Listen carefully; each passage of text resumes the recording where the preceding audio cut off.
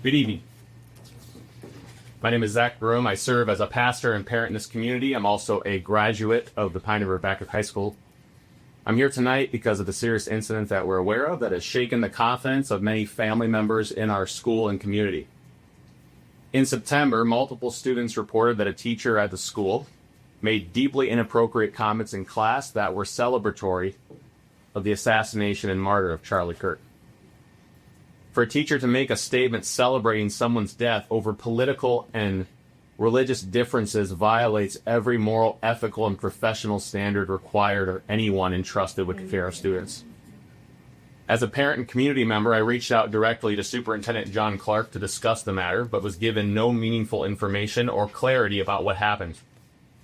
After that conversation led nowhere, I filed a formal Data Practices Act requesting to learn how the situation was handled. The district's response confirmed 3 facts.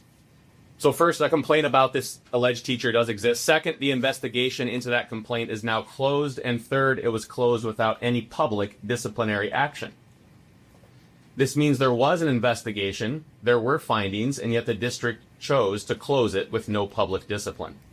The district's own wording makes it clear that whatever consequences may have occurred were handled privately and did not result in suspension, demotion, or termination. If any private discipline was issued behind closed doors, that is not accountability, that's avoidance. A teacher celebrating the violent death of another human being has no room whatsoever in our classrooms. This is completely unacceptable to the families of this district. I recognize that there are privacy laws that do limit what can be shared, but parents still need to know that serious misconduct will be dealt with seriously, and it hasn't. If a teacher had said, "I'm glad a gay or transgender student was shot and killed," would this have been handled quietly in the same way? We all know the answer to that question. No. And if something like that did occur, I would be here calling for that teacher's termination all the same. This is not an isolated concern. Several students have shared that this same teacher has a pattern of ridiculing. Careful. We can only talk about what's going on right now. Okay. Sorry. Some students were afraid to speak up or file another complaint out of fear of being targeted, embarrassed, or graded unfairly. A few even asked their parents not to say anything because they believed it would not make a difference. That is not a safe classroom. That is intimidation and bullying practices, and it has no place in education. This issue tonight is not about politics. It's about consistency, integrity, and the moral example that we set for students. It's about deciding what kind of community do we want to be? What kind of community do we want to become? Will it be one that supports open dialogue and the free exchange of ideas? Or one that tolerates hatred and celebrates death of those we disagree with? Our kids are watching us. They are watching how we handle hate and violence. They're watching to see whether truth and fairness mean something here. As a Christian and minister of the gospel, I'm here because these things matter. I care about my community. I'm not here because I want to see this teacher's life destroyed. I don't. I want to see it redeemed from sin and hatred. The gospel teaches that sin has serious consequences, but it also offers forgiveness while still never ignoring justice.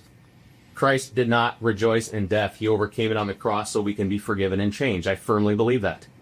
And this change begins with repentance, not avoidance, not silence. That's why we must not tolerate this kind of behavior and must demand better from those who shape our kids' hearts and minds. Finally then, this district has already reviewed this case, but now it's your job to fix it. The community expects accountability, not excuses. We expect action that appropriately matches the seriousness of the situation, and that has not occurred. We cannot build strong students in a culture of double standards. We cannot teach respect while quietly excusing hatred and open contempt for human life. We cannot expect parents to trust a system that hides behind a process instead of staying on principle. You have the authority, you have the responsibility to make this right. Not with words, with transparency and accountability. Since 2020, our schools have lost many students who have not returned to the public classroom. If you're wondering why, you shouldn't be. Instances like this are why. Thank you for your time. Thank you, Zach.